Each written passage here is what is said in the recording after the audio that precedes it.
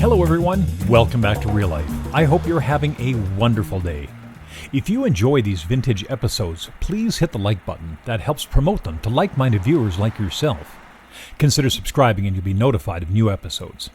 There's something new and different every weekend. Today's episode is some Keith McCall footage captured primarily in the Sicamous region, but with little trips elsewhere into the interior of British Columbia.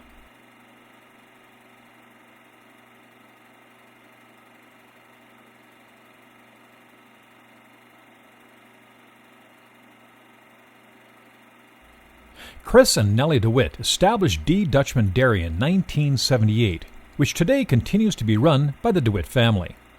Their ice cream is popular with kids and grown-ups alike, as was their horse wagon rides.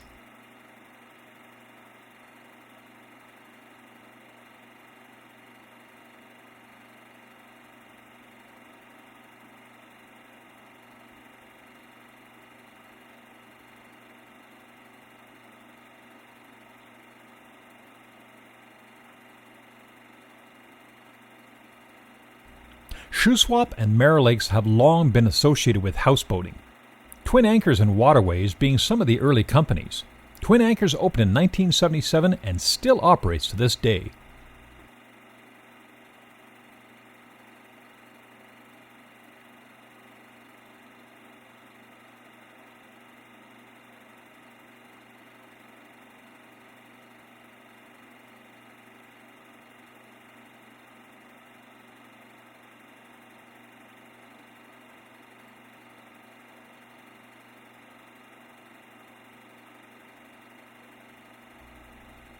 In the heyday of the late 1970s and early 80s, hang gliding was quite popular. The community hosted 2 Canadian national competitions, and hang gliders were a common sight over Sicamous every summer.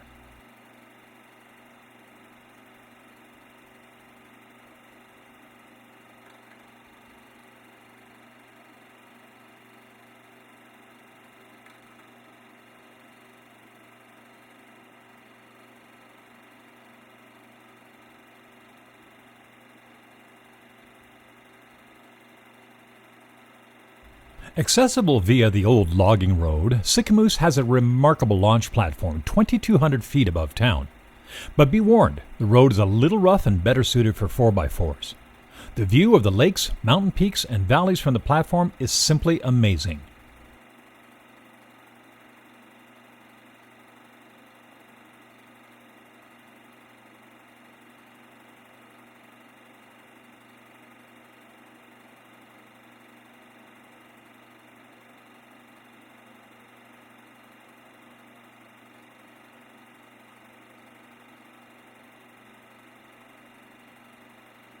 CP Rail's mainline, now CPKC, runs through town and crosses the Narrows over a vitally important swing bridge that allows large vessels to navigate the waters between Shuswap and Mare Lakes.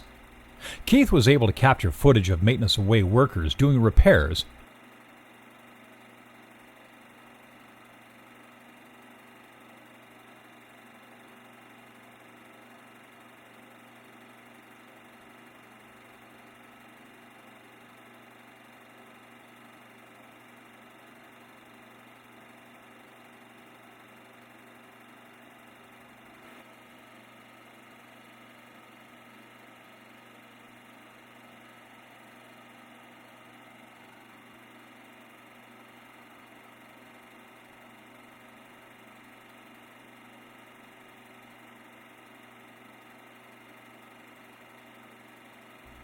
Via Rail's The Canadian passenger train is heading eastbound with an FP9 lead unit.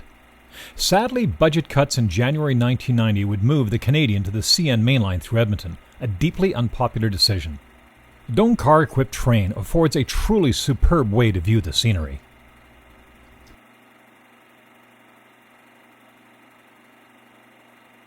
Keith captured a reenactment of the last spike being driven at Craigellachie. The last spike was the final and ceremonial railway spike driven into the CP Rail track by company director Donald Smith on the morning of 7th of November, 1885. The paddle wheeler MV Phoebe Ann was built in Vancouver in 1971 and named after former Sicamous mayor Gordon Mackey's grandmother.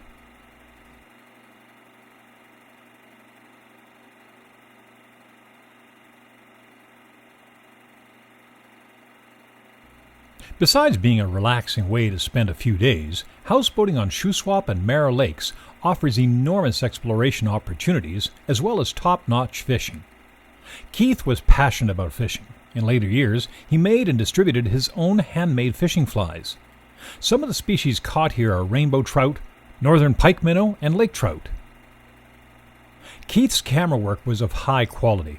It should come as no surprise, as he shot and produced both Outdoors Unlimited and the Keith McCall Show in the 1960s and 70s in Alberta and British Columbia.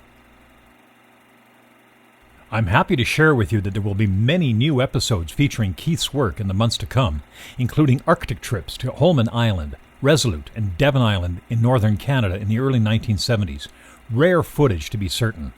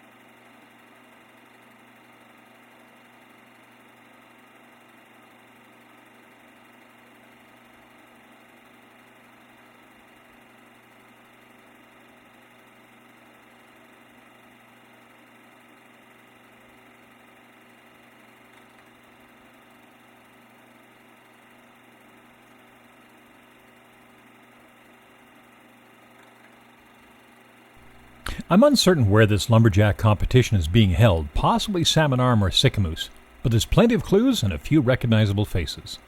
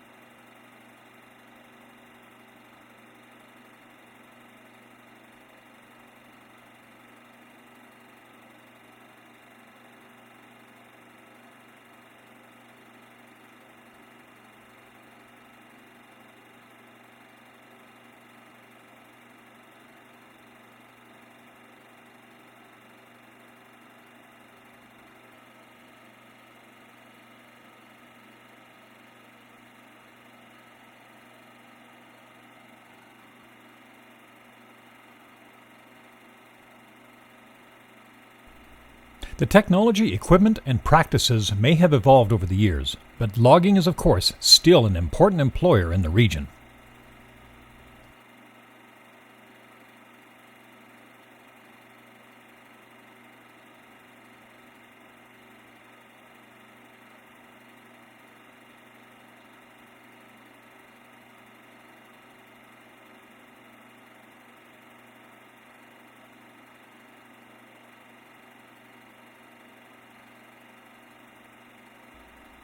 Some folks are showing their skills in building models and crafts. Do you recognize them?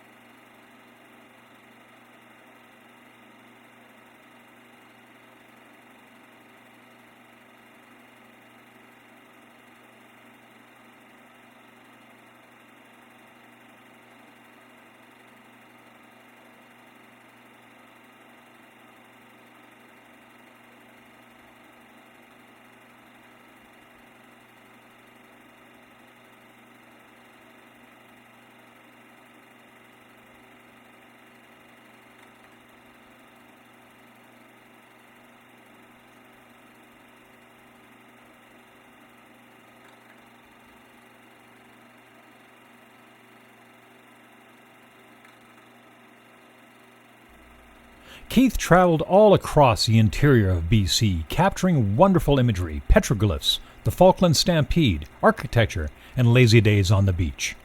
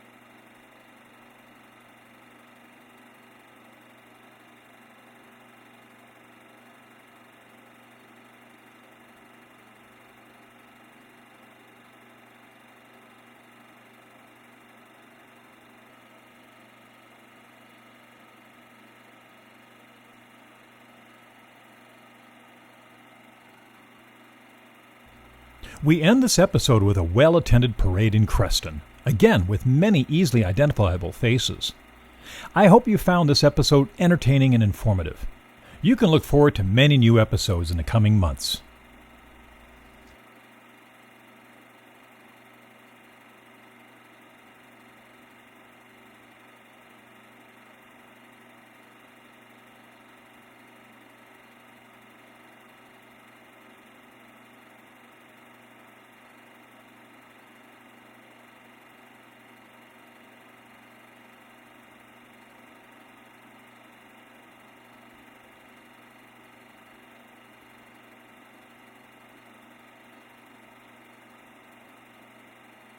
Thanks for watching. Have a great day. Be kind, and we'll see you next time on Real Life.